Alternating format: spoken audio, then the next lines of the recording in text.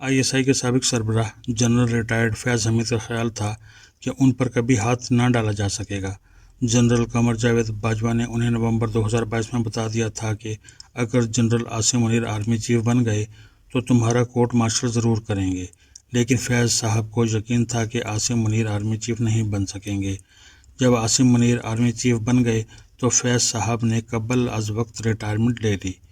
Retirement کے بعد کچھ عرصہ وہ محتاط رہے، لیکن جب ان کے خلاف کوئی کارروائی نہ ہوئی تو وہ غیر محتاط ہو گئے۔ وہ ایک ایسے سسٹم کی پیداوار تھے جہاں طاقت کا بے جا استعمال ہوتا ہے۔ اختیارات کے ناجائز استعمال پر ادارے کے اندر تو جواب دہی ہوتی ہے، لیکن جب آپ ادارے کے سربراہ بن جائیں تو پھر ملک کا آئین و قانون بے بس ہو جاتا ہے۔ فیض حمید کو یقین تھا کہ اگر ان کے خلاف کوئی کارروائی ہوئی تو وہ یہ ثابت کر دیں گے کہ انہوں نے جو کچھ بھی کیا جنرل قمر جاوید باجوہ کے حکم پر کیا، اور باجوہ کے خلاف کارروائی کی کوئی ہمت نہیں کر سکتا، لہٰذا ان کے خلاف بھی کارروائی نہیں ہوگی۔ فیض حمید اپنے آپ کو ضرورت سے زیادہ چالاک اور ہوشیار سمجھتے تھے، اور یہی ان کی سب سے بڑی خامی تھی۔ ریٹائرمنٹ کے بعد وہ ایک نہیں 3 مختلف جماعتوں کی قیادت کے ساتھ رابطے میں تھے۔ وہ تحریک انصاف کے جنوبی پنجاب سے تعلق رکھنے والے ایک رہنما کے ذریعے مختلف لوگوں کو پیغامات بھیجتے اور تحریک انصاف کو اپنی مرضی کے مطابق چلانے کی کوشش کرتے رہے، یہاں تک کہ اپنے من پسند افراد کو پارٹی میں عہدے دلانے کی کوشش بھی کرتے تھے، جس پر تحریک انصاف کے اندر ان کے خلاف بے چینی پیدا ہو چکی تھی۔ اس بے چینی کے باعث کچھ ایسی خبریں بھی باہر نکلیں کہ انہوں نے تحریک انصاف کے کچھ رہنماؤں کو فوج کے حاضر سروس افسران کے خلاف بھڑکانے کی کوشش کی، اور جب ان خبروں کی تصدیق ہو گئی تو پھر فیض حمید کے خلاف ایک 7 سال پرانے مقدمے کو کھول کر کورٹ مارشل کی کارروائی شروع کر دی گئی۔ ٹاپ سٹی اسلام آباد کے مقدمے کی تحقیقات کے دوران ان کے خلاف ٹھوس ثبوت سامنے آ گئے تھے، لیکن جنرل قمر جاوید باجوہ نے ان کے خلاف کارروائی نہیں ہونے دی۔ ٹاپ سٹی میں فیض حمید کا کردار کوئی ٹاپ سیکرٹ نہیں تھا۔ اصل ٹاپ سیکرٹ تو وہ معاملات ہیں جن کی وجہ سے فیض حمید کو یقین تھا کہ ان کے خلاف کارروائی نہیں ہوگی۔ ان کے اعتماد کی سب سے بڑی وجہ پاکستان کی بڑی سیاسی جماعتوں میں ان کے گہرے تعلقات تھے۔ مسلم لیگ نون میں ان کے تعلقات کی گہرائی کا یہ علم تھا کہ فیض آباد دھرنا کیس میں سپریم کورٹ کے فیصلے پر عمل درآمد نہ ہونے کی وجوہات جاننے کے لیے ایک کمیٹی بنائی گئی۔ اس کمیٹی میں موجودہ حکومت نے اپنے انتہائی قابل اعتماد پولیس افسران کو شامل کیا۔ کمیٹی کے سامنے مسلم لیگ نون کے وہ رہنما پیش ہوئے جو 2017 میں حکومت کا حصہ تھے، اور اس کمیٹی نے فیض حمید کو بے قصور قرار دے دیا۔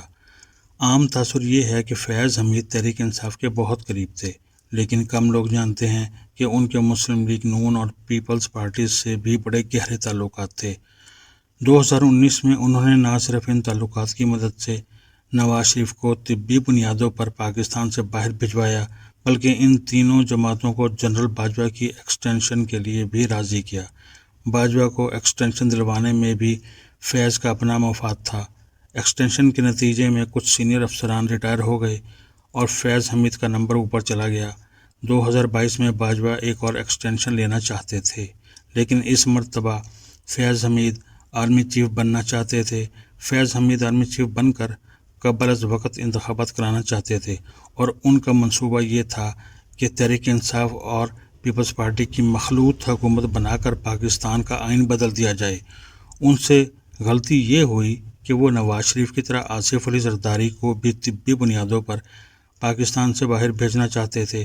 اس مقصد کے لیے انہوں نے بلاول بھٹو کا استعمال کرنے کی کوشش کی، لیکن بلاول نے اپنے والد کے خلاف کسی سازش کا حصہ بننے سے انکار کر دیا۔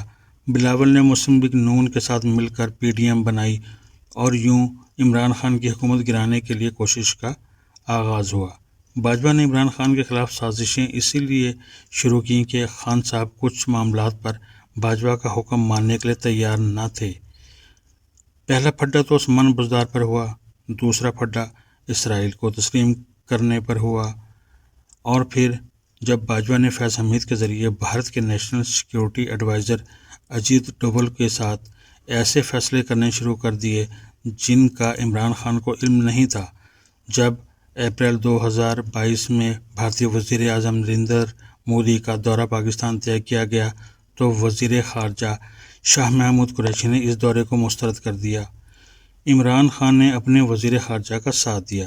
باجوہ سخت ناراض تھے اور فیض حمید دونوں طرف کھیل رہے تھے۔ انہوں نے ایک طرف تو بھارت کے ساتھ line of control per cease fire کے معاہدے پر آمادگی ظاہر کی، دوسری طرف عمران خان کو باجوہ سے بدظن کیا۔ عمران خان کا خیال تھا کہ بھارت نے 5 اگست 2019 کو مقبوضہ جموں کشمیر کی حیثیت کو تبدیل کر کے پاکستان کو دھوکہ دیا ہے، لہٰذا اس دھوکے کے بعد بھارت کے ساتھ سیز فائر اور نریندر مودی کا دورہ پاکستان ان کے لیے مشکلات پیدا کرے گا۔ کشمیری رہنما سید علی گیلانی ان تمام واقعات پر صرف پریشان نہیں بلکہ ناراض تھے، لہٰذا جب عمران خان نے مودی کا پاکستان میں استقبال کرنے سے انکار کیا تو باجوہ کے ساتھ ڈیڈ لاک ہو گیا۔ بعد میں صدر عارف علوی نے ڈیڈ لاک ختم کرانے کی بہت کوشش کی، لیکن فیض حمید نے عمران خان کو باجوہ پر اعتماد نہ کرنے کا مشورہ دیا۔ فیض حمید کبھی عمران خان کے ہمدرد نہ تھے، وہ خان صاحب سمیت ہر کسی کے ساتھ ڈبل گیم کرتے رہے۔ 2019 سے 2022 کے دوران انہوں نے کچھ اہم غیر ملکی شخصیات کے ساتھ بھی تعلقات بنا لیے تھے اور انہیں یقین تھا کہ اگر ان کے خلاف کوئی کارروائی ہوئی تو یہ شخصیات انہیں بچا لیں گی۔ ابھی تک ان شخصیات نے فیض حمید کو بچانے کے لیے کچھ نہیں کیا۔ فیض حمید کے خلاف کارروائی سے فوج میں کرپشن کا راستہ رکے گا، لیکن اصل مسئلہ کرپشن نہیں بلکہ سیاست میں فوج کی مداخلت ہے۔ اس مداخلت سے ہی کرپشن کے راستے کھلتے ہیں۔ فوج کو مضبوط بنانے کے لیے ضروری ہے کہ سیاست میں فوج کی مداخلت ختم کی جائے۔ فیض حمید جیسے کردار فوج کی سیاست میں مداخلت سے پیدا ہوتے ہیں۔